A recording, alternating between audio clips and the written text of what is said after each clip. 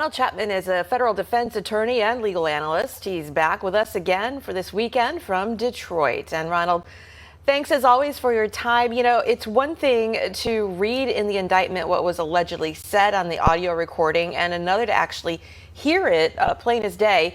So this is a question we keep coming back to, but now given this evidence, what is Trump's defense?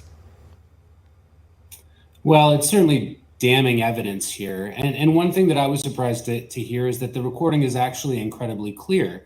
Unlike many of the recordings that we may have that were surreptitiously taken, there wasn't a lot of distortion, and we can clearly hear what Donald Trump said on the audio. Now, Donald Trump has maintained the declassification defense all along, that he had the ability to declassify these documents, and as a result, there would be no crime committed. But remember, the statute that Donald Trump was charged in was unlawful retention of national defense information.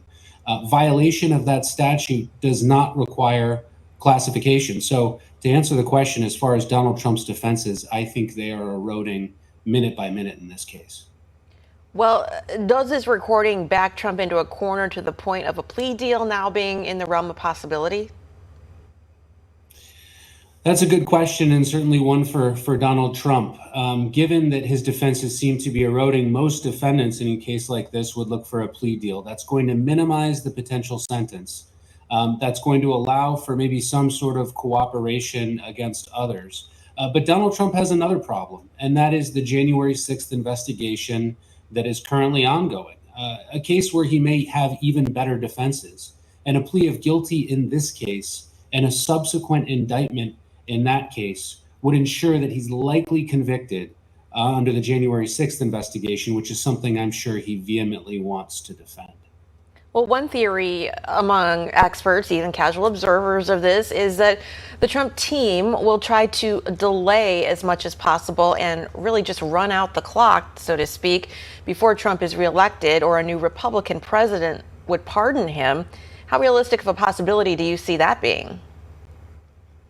That's probably the most realistic strategy here. Delay as much as possible to keep kicking the can down the road. In fact, a motion to continue the previously set trial date was filed, but this time it wasn't filed by Donald Trump. It was filed by the government so that security clearances could be granted for the defense counsel so that they can review the evidence in this case. Given the fact that the evidence is classified, given the fact that we've got Walt Nauta also being arraigned now, given the complexity of the case, although it's only two defendants, there's a lot of documents to go over. He will have a fair opportunity to delay this trial, potentially causing it to be after the election. Well, Ronald, you mentioned Walt Nauta, the former president's valet. He's set to be arraigned this coming Thursday. What is his significance in the case going forward? Oftentimes, a federal prosecutor will want to charge another party to the case, somebody that they really want to testify, potentially an insider, in an effort to get that person to essentially flip on the lead defendant and provide valuable information. If that person is interviewed and fails to roll over on the person who's the ultimate target of the investigation, they'll get hit with an indictment in order to secure a plea deal and some form of cooperation later.